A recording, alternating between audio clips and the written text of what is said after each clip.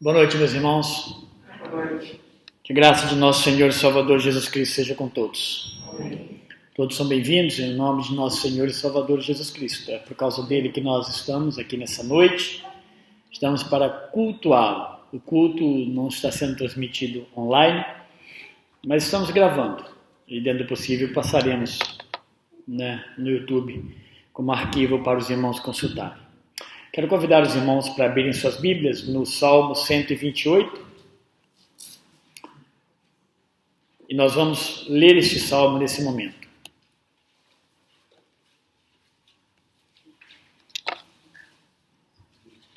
Salmo 128, o salmo de Davi, diz assim: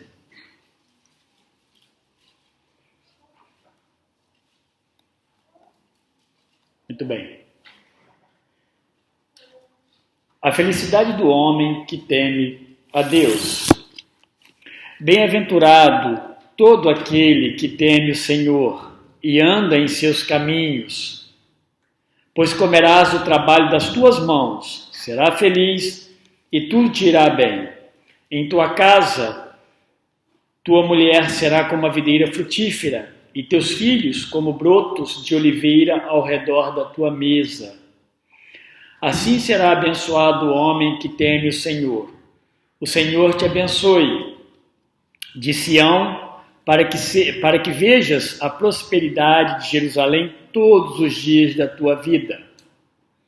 E vejas os filhos de teus filhos, a paz esteja sobre Israel. É um salmo, meus irmãos, bem típico para a família mesmo, chamando a atenção da família na presença de Deus. Mas é interessante observar que ele começa chamando a atenção do homem, o homem que teme o Senhor. Aqui não está genérico, não, é homem mesmo, porque você tem que olhar para o contexto judaico mesmo. Está chamando a atenção do homem, o homem que ama a Deus, teme o Senhor e abençoa a sua família no temor do Senhor. É disso que ele está tratando. E nessa noite eu quero falar um pouco sobre a questão da família engajada na obra de Deus. Marido, mulher, filhas e filhos, todos amando ao Senhor e servindo Ele, pode de fato mudar, meus irmãos. Com certeza pode mudar uma cidade e mudar uma nação. A gente não pode ter dúvida disso. Vamos orar ao nosso Deus. Senhor nosso Deus, bendito seja o teu nome.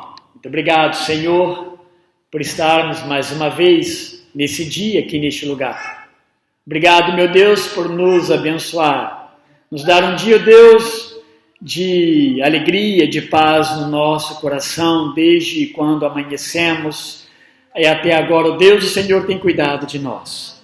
Muito obrigado, meu Deus querido, por poder estar aqui com o teu povo, com a tua igreja, no teu nome, ó Deus, reunidos para adorá-lo. E, ó Senhor Deus, nessa adoração aprendermos mais a tua palavra. Nos ajude, Senhor, nos instrua, perdoa os nossos pecados. Ainda nessa noite, ó Deus, estaremos celebrando a ceia do Senhor. Ó Deus amado, como é bom fazermos isso, Pai, com a compreensão que nós temos da grande obra que o Senhor já fez por nós ali, ó Deus, na cruz do Calvário. Quando nós estivermos realizando, celebrando essa ceia, Pai, a nossa mente estará voltada por aquilo que o Senhor já fez por nós. Não o que fará, mas o que já fez. Mas aguardamos, ó Deus, ansiosamente aquilo que o Senhor vai fazer por nós ainda, ó Deus, eternamente. Muito obrigado. Glorificado seja o nosso nome, o vosso nome. E, ó Deus, recebe a nossa adoração, humildemente. E nós a fazemos em nome de Jesus Cristo. Amém. Amém. Irmãos, nós vamos cantar nesse mesmo espírito o hino 456, o estandarte, né, é o nome do hino, mas ele começa com a primeira estrofe, né, o estandarte desta igreja, levantemos sem temor.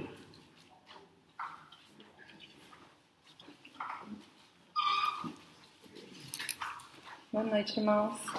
Convido vocês a se colocarem de pé.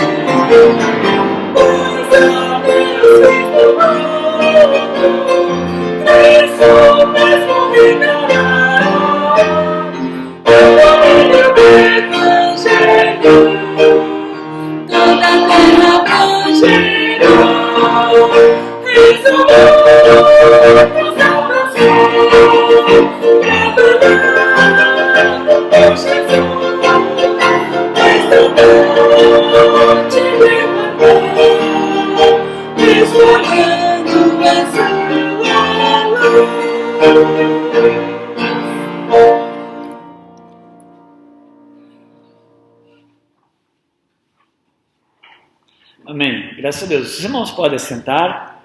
Nós vamos ler também a palavra de Deus novamente, mas vamos fazê-lo assentados, contudo, reverentes ao nosso Deus. Esse hino está falando justamente de um desafio para a nossa vida.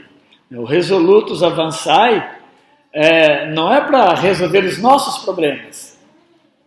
Como obreiros de Deus, como trabalhadores da seara de Deus. A igreja de Deus, né, levando o evangelho de Deus a todos, né, aqueles que estão ao nosso redor e tantos outros que têm até nos dado oportunidade. Muitas vezes nós somos ainda adormecidos. Vamos ficar atentos, meus irmãos. Olha, Deus, peça a Deus para colocar alguém na sua vida, para você falar do evangelho, você vai ver como Deus vai preparar isso para o irmão. E não tenha medo de falar do evangelho. Aliás, meus irmãos, nós não devemos ter medo. Crentes que têm medo de falar do evangelho e têm medo de orar é perigoso, né? A gente precisa, as duas coisas que nós precisamos fazer diariamente e fazer também com muitas pessoas. E olha, muitas pessoas que nos encontram, elas pedem para nós orarmos por elas. E às vezes acontece até na rua. Então estejamos prontos como soldados do Senhor. Eu convido a abrir a sua Bíblia agora assim, novamente, na carta de Paulo a Tito, no capítulo 2, nós vamos ler até o verso, se eu não me engano, aqui o verso 6. Tito 2, os versos 1 até o 6. Essa, meus irmãos, é uma carta de Paulo, uma carta ministerial, né? Vou usar a palavra certa, me fugiu. Mas é uma carta que Paulo escreve, como escreve também para Timóteo. Ele escreve para Tito, carta pastoral, uma carta instrutiva. E ela é interessante que ela não está direcionada propriamente a Tito, ele não vai tratar com Tito. Tem algumas coisas aí diretas para Tito, mas ele vai escrever a Tito para que Tito procedesse com a igreja de algumas formas. Tá? O ambiente aqui é a ilha de Creta, uma ilha bem ao sul da Grécia, onde a gente não vê lá em Atos, não está claro, Atos 27, Paulo passa por ali, é a viagem de Paulo sendo levado a Roma em sua defesa, depois Paulo permanece em Roma, preso, dizem que provavelmente ele pregou o evangelho em Creta, talvez num período entre a sua primeira prisão, a sua liberação, não está escrito isso aqui, a sua liberação, a sua soltura, e depois a prisão novamente, porque quando ele vai, está indo para Roma, ele passa em Creta, mas ele não mostra que ele aporta em Creta, o navio não consegue parar ali em Creta. Era a intenção, mas não para. Então, depois ele voltou lá. Uma outra coisa que nós podemos ter como base para entender, então, existia uma igreja lá? Possivelmente. Por quê? Porque quando Pedro prega o evangelho ali em Atos 2, bem no começo, haviam cidadãos de Creta, judeus cretenses presentes ali em Jerusalém, bem no começo da igreja. E Pedro prega e muitas almas se convertem e voltam para as suas cidades. Haviam cretenses ali. Tá? Então, por que não voltaram? E voltaram cristãos. O problema é que a ilha de Creta tinha uma série de situações complicadas, e isso estava influenciando a própria igreja. Vamos ao texto, para depois a gente falar um pouco mais. Tito, capítulo 2, versos 1 até o 6. Tu, porém, fala o que está em harmonia com a sã doutrina. Exorta os mais velhos para que sejam equilibrados, respeitáveis, sóbrios, sadios na fé, no amor e na constância. As mulheres mais velhas, de igual modo, sejam reverentes no viver, não caluniadoras, não dadas a muito vinho, mestras do bem, para que ensine as mulheres novas a amarem o marido e os filhos, a serem equilibradas, puras, eficientes no cuidado do lar, bondosas, submissas ao marido, para que não se fale mal da palavra de Deus. E no 6, exorta de igual modo os jovens para que sejam equilibrados. Eu quero parar aqui, meus irmãos. Se você perceber a observação, a exortação, ela continua. Ela vai se aplicar também a uma outra categoria de pessoas que estavam envolvidas com as famílias, que são os servos, os escravos. E Paulo também vai ter uma palavra para eles. Eu estou parando aqui bem especificamente, bem dentro desse contexto de cara de família. Porque, meus irmãos, uma cidade pode ser melhor, como eu disse no começo, ela pode ser mudada e ela pode ser transformada pelo poder do Evangelho, mas através da fé e da conduta, a conduta cristã, obviamente, da igreja e seus membros em particular. Não adianta nós querermos uma cidade respeitosa, amorosa, bonita, boa, se os crentes não estão em plena consonância, né? Eles não estão vivendo o que pregam ou o que receberam de Cristo. Não adianta, é verdade? Então isso não tem sentido. Mas uma vila, um bairro pode mudar sim. Eles podem sofrer, mesmo que nem todos se convertam, eles podem sofrer plena influência da comunidade cristã ao seu redor. Basta lembrar, meus irmãos, eu não sei quantos aqui presenciaram e participaram do surgimento de uma igreja a partir de uma residência, de uma casa. O vizinho vai ouvir o evangelho, o outro vizinho, o da rua lá de baixo, e depois do outro bairro, eles começam a vir ouvir o evangelho na casa daqueles irmãos. Eu conversava agora à tarde com o Lucas. A gente tinha marcado ter um tempo de conversa. E eu sempre falei com o Lucas assim, né? Ele estava falando sobre a igreja, como que é lá, como que está, o que ele tem observado.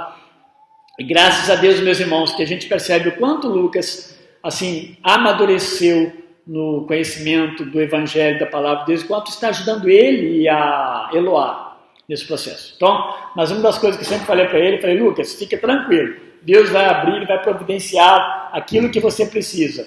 O mais importante do que o seu trabalho, obviamente, do que tudo que está acontecendo nesse campo da profissional é você servir a Deus. Deus não te mandou aí para fazer turismo, para ganhar muito dinheiro, não foi para isso, foi para glorificar. Então Deus vai preparar. Deus vai preparar. E muitas vezes, meus irmãos, o preparar é um trabalho na nossa casa. Muitas vezes vai ser assim. Tá bom? Que bom quando é assim. Eu gostaria muito que em cada casa da nossa igreja, cada casa estivesse aberta para o Evangelho. Aberta mesmo, né? De forma que você convidasse pessoas para entrar na sua casa para ouvir o Evangelho. Por que Paulo escreve essa carta a Tito? Na verdade, primeiramente ele faz o quê? Ele manda Tito para a ilha de Creta. Será que Paulo amava mesmo Tito? Será que ele amava? Tito era o filho amado da fé? Creta, meus irmãos, não era uma cidade agradável onde todas as pessoas gostariam de estar. Era uma ilha. Estou falando cidade, mas na verdade tinham várias cidades ali. Tanto é que quando Paulo escreve, ele fala para que ponha em ordem as coisas nas igrejas, aliás, estabelecesse presbíteros nas igrejas. Então não existia apenas uma casa que se reuniam irmãos. Eram várias que se reuniam irmãos. Mas Creta tinha uma fama muito má, uma cidade moralmente caída, uma cidade onde as coisas, parece que todo o mal repousava sobre a ilha, né? E as cidades, tanto a capital quanto as demais cidades. Havia um ditado grego com relação a Creta. Olha, Grécia estava logo, o continente estava próximo ali, que chamava-se cretizo. Eles se referiam aos cretenses como cretizo. E cretizo é mentiroso ou mentirosos. Era assim que o povo de Creta era conhecido. Pega aí no livro de Tito mesmo, o verso 12 do capítulo 1. Olha o que diz. Um dos seus profetas disse: os cretenses são sempre mentirosos, animais ferozes, glutões preguiçosos. Vocês percebam, não é só isso não. Dentro do contexto que Paulo se refere à igreja, o que estava acontecendo na igreja, a coisa é muito pior do que isso, do que isso que ele está falando aqui só. Eles eram pessoas gananciosas, haviam falsos mestres na própria igreja, desejosos de compensação financeira. Eles são tratados também de devassos. Moralidade sexual, por exemplo, e bebedeira era muito comum no meio do povo que estava se estendendo ao seio da igreja. Não pense que por causa daquele tempo tão distante, essas coisas eram mais comuns, a igreja não tinha problema com isso, lidava com isso, normalmente não. É tratado como pecado dentro da igreja. A Bíblia, a carta vai tratar os cretenses como pessoas violentas. Então, meus irmãos, de certa forma, ser um cretense não era uma boa ideia. Estar em Creta não era uma coisa muito agradável. Não era bom para uma família ir para Creta, passar as férias lá, porque havia uma má fama na ilha e em todas, né, as cidades que compunham aquela ilha. Mas Paulo, enquanto muitos não olhavam Creta com bons olhos, Paulo olhava Creta como um campo missionário. Campo missionário. E tem que ser assim, meus irmãos. O campo missionário está muito próximo de nós. O campo missionário, muitas vezes, é o seu vizinho que está ali com problemas sérios e que você deve levar uma palavra de evangelho que conforte o seu coração e que ele seja liberto. Mas a igreja, meus irmãos, ela também recebia esses respingos. Eu digo respingo, mas respingo forte. Não um respinguinho, não.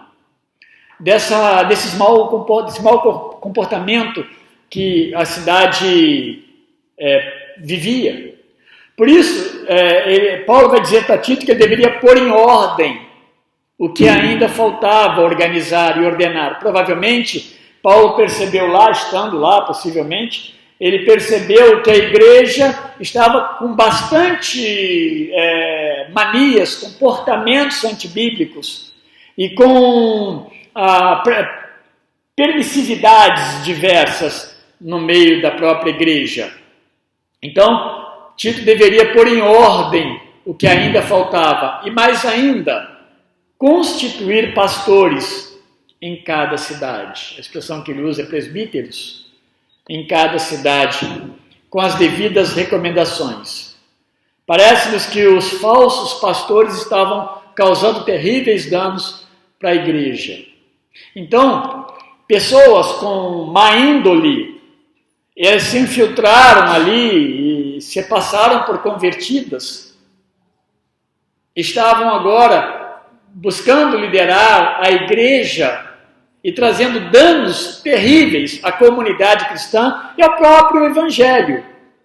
Então, por exemplo, quando Paulo começa aqui, no capítulo 2, tu, porém, ou mas você, é porque antes, o que ele disse aqui antes? Olha os versos, deixa eu ver se eu pus aqui os versos, vamos ler os versos 10 do capítulo 1, a partir do verso 10, olha o que ele fala aqui, olha que situação, porque há muitos insubordinados, meros faladores e enganadores, principalmente os da circuncisão, ou seja, principalmente os judeus convertidos. É preciso fazê-los calar, pois motivados pela ganância, transtornam casas inteiras, ensinando o que não convém. Então eles entravam dentro das casas onde o evangelho devia estar sendo pregado. Um dos seus próprios profetas, que nós já lemos aqui, disse: os cretenses são sempre mentirosos, animais ferozes, glutões preguiçosos. Esse testemunho é verdadeiro, portanto, repreende-os severamente para que tenham uma fé sadia. Então percebe onde Paulo quer chegar e Tito precisa trabalhar isso? Não dando ouvidos a fábulas judaicas, nem a mandamentos de homens que se desviam da verdade. No verso 15, tudo é puro para os puros, mas para os corrompidos e incrédulos nada é puro. Pelo contrário, tanto a mente como a consciência deles estão contaminadas. E o verso 16 ele termina: eles afirmam que conhecem a Deus, mas o negam por suas obras. São detestáveis, desobedientes, incapazes de qualquer boa obra. É assim que esses líderes que estavam ali no meio da igreja são descritos por Paulo, onde Paulo está enviando Tito para pregar o evangelho, constituir presbíteros fiéis a Deus, presbíteros, pastores piedosos que amam a Deus. Aí ele vai recomendar os presbíteros irrepreensível. Então, se você vê do 5 até o 9 do capítulo 1, você vai perceber isso aí. Como é que deve ser então o presbítero diante desses falsos mestres? Então ele vai dizer: irrepreensível, uma só mulher, não orgulhoso, não briguento, não apegado ao vinho, não violento, não mercenário, não desonesto. É tudo que um servo de Deus precisa. E como mudar uma cidade, como atingir aquelas pessoas cheias de problemas, de pecados, se a igreja não dava o bom testemunho? Isso, meus irmãos, Paulo, então, ele vai entrar na questão da igreja e vai chamar a atenção da igreja e das famílias, e em particular das classes, das faixas etárias que compunham a igreja.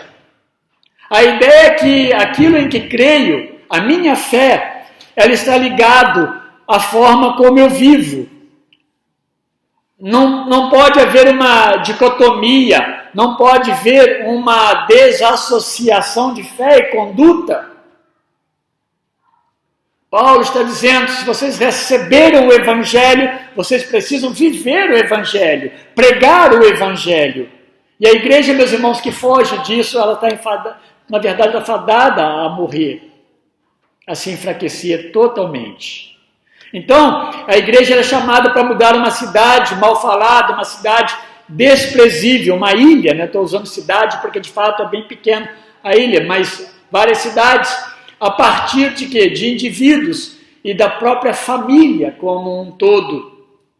E onde existe, meus irmãos, a força e o poder do Evangelho, não precisa de uma lei maior do que isso, para as pessoas mudarem e melhorarem. A igreja, então, a partir do acolhimento dos convertidos e um ensino muito claro do próprio Evangelho, da palavra de Deus, ela seria o caminho para que a ilha de Creta ela fosse conhecida por sua moralidade e não por sua imoralidade. É terrível quando nós ouvimos de uma forma negativa, de uma forma até pejorativa, alguém se referir a uma cidade como uma cidade de pecado, ou uma cidade de imoralidade. Se você quer praticar imoralidade ou ser livre para fazer o que você quer, né? Vá para tal lugar, como por exemplo Las Vegas, né? A gente ouve muito.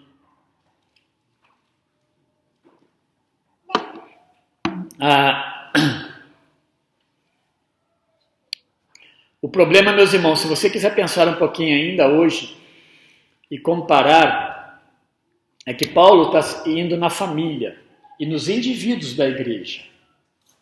Mas você pode perceber que, infelizmente, hoje fica muito claro para nós em como a família está sendo minada nas suas bases. Está sendo minada mesmo, como se depois é só acionar a bomba e a família cai. Por quê, meus irmãos? Porque os inimigos da nossa fé, eles sabem disso. Eu não sei quantos viram um vídeo de cunho homossexual. Eu não sei quantos viram. E a pessoa que fez o vídeo, ela faz de forma debochativa. Ela mexe com a igreja, mexe com a família. Ela escarnece. Eu nem passei para a igreja, mas vou passar. E eu quero, quando eu passar para vocês, meus irmãos, analisem como cristãos. Não fica dando pitaco ali. Eu penso assim, eu acho. Se eu estou colocando como pastor e pastoral. Se um líder está colocando como pastor. Analisem assim. Porque a gente acaba deixando de colocar informações de fato úteis. Porque muitas vezes a gente não está sabendo analisar isso. E sermos confrontados com essas coisas. Ele debocha. E ele debocha cantando. E isso é uma verdade, foi assim. Eu falei, será que isso não foi uma montagem até de pessoas que querem difamá-los? Não, eles fizeram isso. Gravaram isso. Então, a família, meus irmãos, ele está de todas as formas querendo atingir a família, para que a família, moralmente, ela venha cair. E ela não tenha autoridade para falar do santo, que é o nosso Deus. Paulo, então, ele começa dizendo algumas coisas sobre a igreja, como a sua fé e conduta cristãs, ela pode mudar uma ilha e uma cidade toda. Ele começa dizendo sobre a palavra como base fundamental para mudar uma cidade. Nós muitas vezes queremos mudar a cidade com mensagens de bem-estar apenas, palavras bonitinhas apenas. Isso não é suficiente, mesmo. As pessoas têm problema no coração. Paul Tripp trabalha isso muito intensamente, do começo ao fim. Que no fundo, todos os problemas dos seus filhos, porque eles procedem como procedem, porque eles fazem o que fazem, como fazem, porque eles desobedecem, porque eles dizem que sabem tudo, estão certos em tudo. Ele fala que os nossos filhos, o problema está no coração deles. E o coração precisa ser trabalhado, precisa ser mudado. Paulo fala para Tito que ele deveria, então, pregar. Comece por você, Tito, na igreja, ensina a igreja a sã doutrina. Traz para a sua igreja a doutrina saudável. Não fica contando historinhas. Não fique falando de você, como você era, como você andou comigo, suas experiências, elas vão ter seus momentos. Mas prega a sã doutrina que não é outra coisa que não o Evangelho de Cristo. Prega isso para a igreja, ensina a igreja o Evangelho, porque as pessoas erram, meus irmãos, porque elas não conhecem o Evangelho ou desobedecem o Evangelho. Em ambas as situações, elas precisam ser exortadas e ensinadas no Evangelho. É a doutrina saudável. Então, meus irmãos, por isso que ele vai falar no 5 ao 9 que Tito forme líderes nessa igreja comprometidos com Deus. Eu já vi processo pastoral, meus irmãos, assim, a gente acompanha por informação ou até mesmo quase que diretamente, a gente que é pastor está sempre no meio disso. Processo pastoral que igrejas escolhiam pastores, elas queriam um pastor que desse mais atenção para jovem. A igreja não é só jovem. Algumas igrejas queriam um pastor que cuidasse da terceira idade. A igreja não é só a terceira idade, todos são crentes. A mensagem de Deus, meus irmãos, é para toda a igreja. Eu não faço mesmo distinção. Há assuntos que você trata com o grupo, não tem problema nenhum, que você dirige ao grupo, isso vai caber. Nós temos casais, por exemplo. Qualquer faixa tem assuntos para eles. Mas como um todo, a palavra de Deus vai atender a toda a comunidade da igreja. Então, Deus pede que ele forme pastores piedosos, pastores que de fato amem a palavra e amem a igreja. E por amar a igreja, ele provavelmente vai ser confrontado. Ele vai ser muitas vezes chamado de um pastor um pouco indesejável, porque ele não traz, lembra o rei Acabe, quando ele se encontra com o rei do sul, os dois se encontram para ir para uma guerra em favor de Acabe. Acabe convida Josafá. Josafá chega para Acabe e fala assim: bom, você me chamou para te juntar com você para a guerra contra os assírios e tal. Vamos consultar a Deus se devemos ou não? Josafá fala isso. E Acabe diz o quê? Josafá olha assim e fala assim: bom, vamos consultar a Deus. Tem algum profeta? Aí não, quando fala em consultar a Deus, ele chama os profetas de Baal. Josafá olha assim: não há um homem de Deus? Não há um profeta de Deus, o Deus Criador, o Deus de Israel? Ah, tem sim, tem um. Mas ele nunca fala bem de mim. Ele nunca traz uma boa notícia para mim. Sabe por quê, meus irmãos? Porque as pessoas não gostam de ouvir as verdades de Deus para o seu coração. O pecado muitas vezes dificulta o coração de ser alcançado pelo Evangelho de Deus. E quando consultaram o profeta de Deus, ele disse: não vá. Vocês serão derrotados. Mas foram. Acabe disse: eu não falei? É assim mesmo. Ele sempre fala não. Ele sempre diz não. É Deus que está dizendo não. Mas a culpa é do pastor. A culpa é do profeta. A culpa é de... Vocês percebam? É alguém que trouxe uma boa orientação. Mas é contra os meus desejos. Então não é bom. Foram e naquela luta, o próprio Acabe foi morto naquela guerra.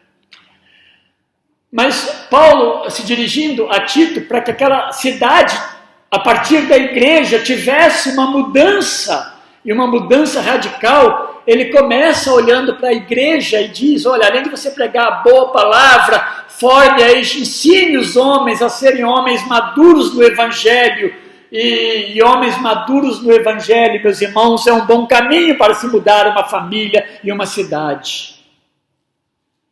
De manhã eu falei sobre a imagem de Deus, a implicação da imagem de Deus na minha e na sua vida. Por isso que eu trouxe esse texto à noite. Tudo a ver com o que nós falamos de manhã. Eu tenho falado repetidamente, meus irmãos, parece que é um sino soando no vazio. Convidado os irmãos a participar de aula de teologia às quartas-feiras, 19h30. Se vocês, homens que estão me assistindo, estarão me assistindo também, não participarem, eu vou convidar as mulheres que desejarem participar e elas vão participar do Clube dos Homens. Porque nós não podemos desperdiçar o que estamos ensinando. A Bíblia está falando isso. Homens negligentes, meus irmãos, homens que não se importam com a palavra de Deus, desde novinho, tá?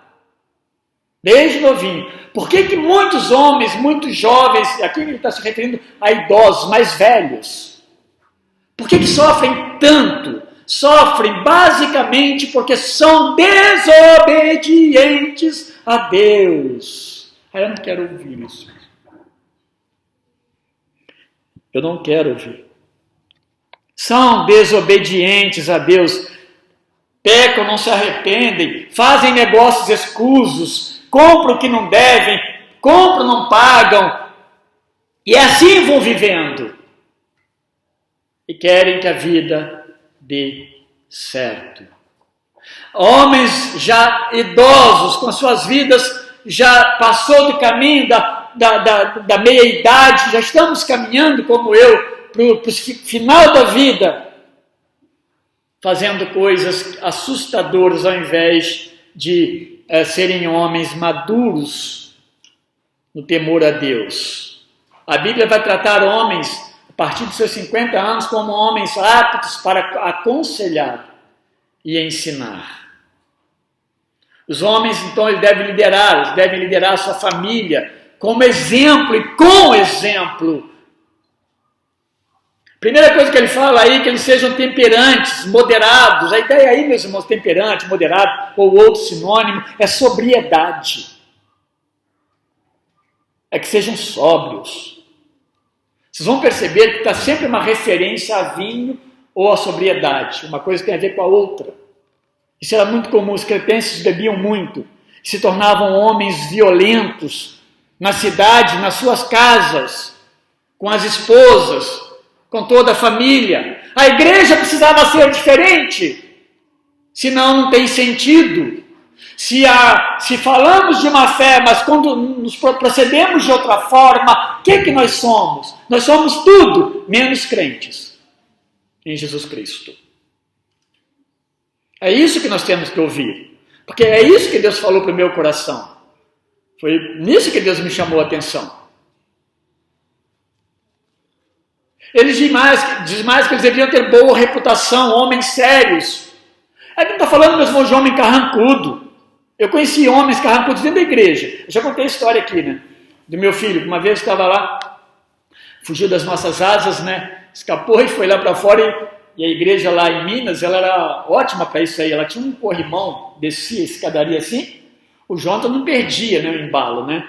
Ele subia no corrimão, sentava, criança, bem no meio, caía lá embaixo, rolava, mas tinha o prazer de escorregar no corrimão. E durante o culto, o diácono perdeu a oportunidade. Ele já tinha mais de seus 70 e poucos anos, pegou ele pela orelha e ele passou aqui por dentro da igreja, veio andando pelo corredor, me entregou meu filho aqui na frente. Fiquei com vergonha. E, embora eu ache que poderíamos fazer de outra forma, eu não censurei aquele irmão. Depois eu olhei para o Jonas depois e falei assim, viu aí? Podia ter se salvado dessa, né? Bastava não ter feito o que você fez. Mas ele foi um homem bem carrancudo, ele era um homem carrancudo. A gente olhava para a cara dele, ele era bravo. É sempre assim. A ideia aqui, meus irmãos, homem sério, de boa reputação, um homem respeitável, o homem com um caráter aprovado. Muitas vezes hoje está difícil, porque a gente pergunta nas esquinas. Nossa, fulano de tal é lá da igreja, um amor de pessoa. Quem? Fulano de tal? Você conhece mesmo, pastor? Não estou me referindo a ninguém aqui, meus irmãos. Graças a Deus não tive esse desprazer de ouvir nas esquinas isso. Mas isso não pode acontecer. Aqui nós estamos falando de caráter aprovado, um caráter sem trincas. Um caráter sem trincas que condene a sua ou a minha conduta cristã. Não pode haver mau caráter de forma alguma. Então, boa reputação. Outra coisa que ele fala para os homens prudentes, homens sensatos. Essa palavra prudência se repete também. Precisa-se de homens prudentes nas igrejas evangélicas do Brasil. Precisa-se de homens prudentes. Homens que tomam cuidado na fala, no procedimento. Homens que não falam, não agem nem reagem impensadamente. Ele busca sabedoria de Deus. Falo por mim mesmo, meus irmãos. Quantas vezes eu ajo impensadamente. Se eu esperasse mais um pouquinho, o Espírito Santo me revelaria claramente o que deveria não ter feito. Tomemos cuidado. Homens mais velhos que tivessem firmeza na fé, e quando ele fala firmeza cristã aí, ele está falando de homens que devem ser saudáveis em termos de fé. Exemplares na fé, no amor e na constância. E essa constância aí é uma palavra que pode ser perseverança. Ou um homem que ele é sadio na sua esperança em Cristo. Fé, amor e esperança. O pastor Hernandes Dias Lopes, que ele vai falar que essas três palavras, fé, amor e esperança, elas vão formar a trilogia do Novo Testamento que define uma pessoa madura. E Paulo vai usar isso aí para quem? Para os mais velhos. Que não se corrompam, mas sejam exemplares. Sejam colunas dentro da igreja. Como que nós queremos que os nossos jovens, nossas crianças, elas cresçam com tanta saúde espiritual, se nós mais velhos, nós não estamos observando a nossa vida, a nossa fé, a nossa conduta. Paulo está falando disso. Como que vocês querem que essa cidade muda se os homens ainda bebem, ainda xingam, ainda maltratam as esposas, não leem a Bíblia, não oram? Como que vocês querem que a cidade mude? E muitas vezes vai montar uma ação social, vai montar uma escola de recuperação disso e daquilo. Evangelho nunca. Ele continua dizendo, meus irmãos, mais adiante, falando das mulheres, eu não estou relendo o texto, mas você pode olhar no verso 3, ele vai falar, se referindo às mulheres, que as mulheres deveriam ser sábias aos olhos de Deus, como instrumentos de Deus para mudar uma sociedade. Não adianta, Creta não ia melhorar se ela se desenvolvesse. Tecnologicamente, dizem que Creta tinha muitos recursos naturais, apesar de ser uma ilha. Mas isso não ia mudar a cidade moralmente, se o evangelho não chegasse. E não chegasse através de quem? Através do pastor, através dos homens, dos mais velhos, através das mulheres mais velhas também. Elas deviam viver como filhas de Deus, primeiramente, ele fala aí. Isso, meus irmãos, é uma necessidade. Eu fui pastor de algumas pessoas lá em Sumaré. E de muitas, né? Mas assim, eu às vezes encontro uma ou duas, é muito pouco, aqui na cidade. E já há muito tempo essas pessoas não estão em lugar nenhum. Mas eu me admiro como elas chegam diante de mim e falam, pastor, eu vou lá para a igreja. Não falo nada, eu nunca falei nada. Ah, vem sim, por favor. A igreja está aberta, meus irmãos. E a igreja vai receber todos aqueles que amarem o evangelho. Mas a igreja não é lugar de pessoas, de turista. A igreja não é esse lugar. Pessoas que querem fazer turismo aqui, não. Eu não sou o dono da igreja, quem é dono da igreja é Deus. Deus não quer turista. Deus quer o quê? Servos, pessoas transformadas. Mulheres precisam viver como filhas de Deus. E isso é muito sério, é comprometedor, eu diria. Eu lembro, meus irmãos, de Fanny Jane Crosby, a mulher que mais escreveu hinos na história dos Estados Unidos, do mundo. Hinos sacros, hinos cristãos. E como que era essa mulher? Seus primeiros meses de vida, ela fica cega por um erro médico dos 2 olhos. Cedo também ela perde seu pai, e não muito tarde perde a mãe também. Cega, sem uma família. Meus irmãos, a vida dessa mulher tinha tudo para dar errado, como dizem aí.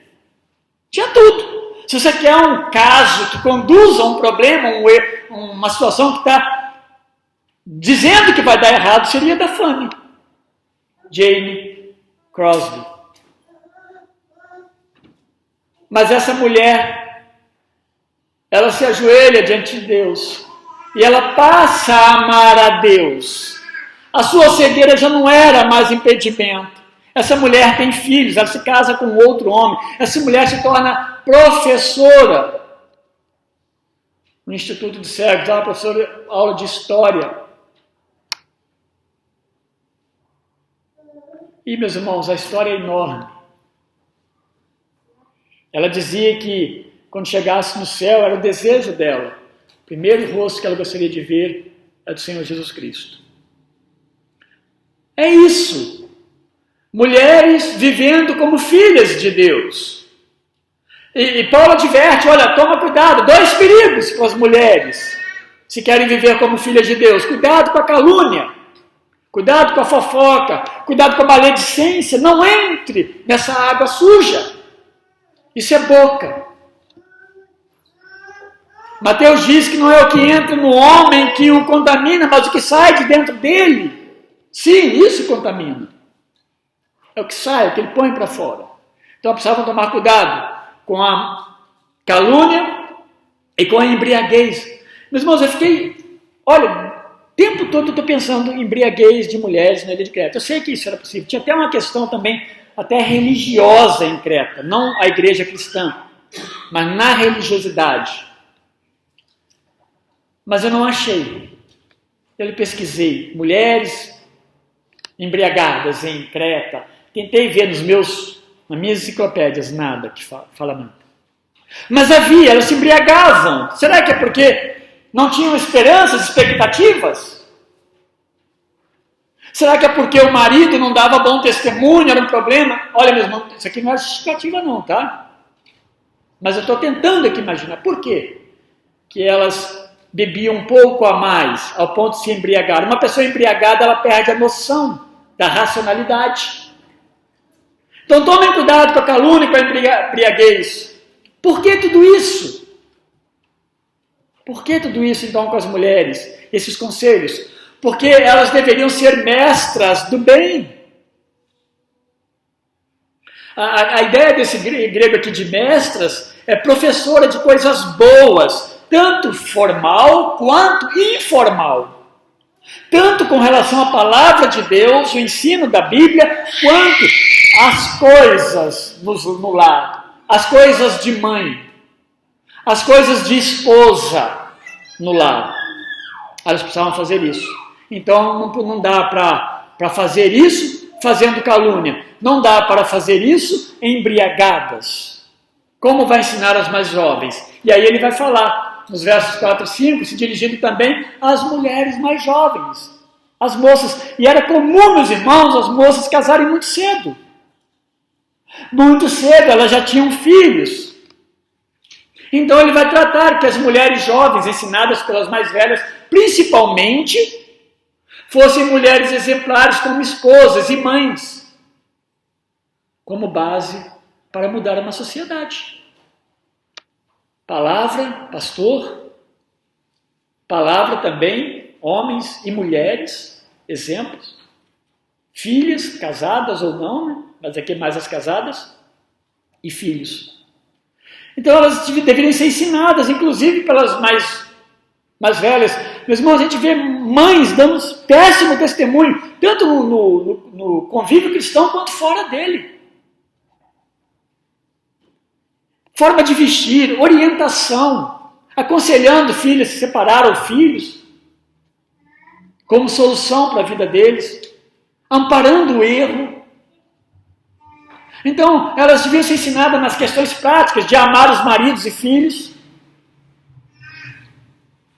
Elas deviam ser prudentes e puras no seu comportamento. Por que Paulo põe essa lista para essas mulheres? Porque certamente estava havendo algum erro, alguma desconexão. E isso estava influenciando a comunidade. Isso não estava melhorando a comunidade. Então ensine elas a serem prudentes, puras. Ensine as mulheres a ocuparem-se com as tarefas de sua casa. Tarefa doméstica. Não é desonroso. Pelo contrário, é extremamente honroso. Por que quando se fala hoje a mulher precisa falar cuidar da sua casa e vir assim, o homem também? Por quê?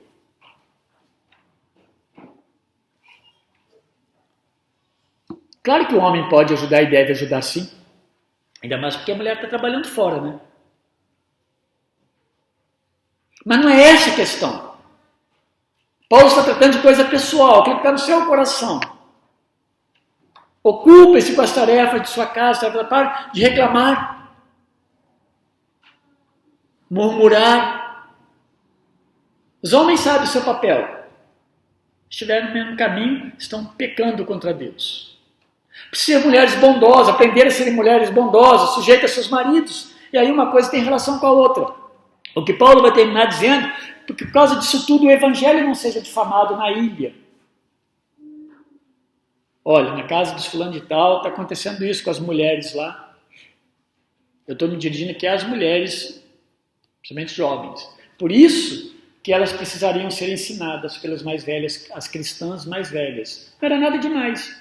É serem esposas. E amar, ele começa falando de amar o marido e os filhos, como princípio. E ele termina, meus irmãos, nesse conselho, como a imagem de Deus neste mundo, a implicação, né? Os jovens, e aqui especificamente é homem mesmo, os filhos prudentes. Como eu disse, a mulher casava bem cedo, nem sempre o rapaz. Então os meninos, os jovens, os rapazes fossem prudentes como exemplo para que mudassem e trabalhassem na mudança de uma cidade imoral. E aqui, meus irmãos, quando ele está se referindo à prudência para os jovens, é em tudo, ou em todo o seu campo de atuação, da sua vivência e convivência.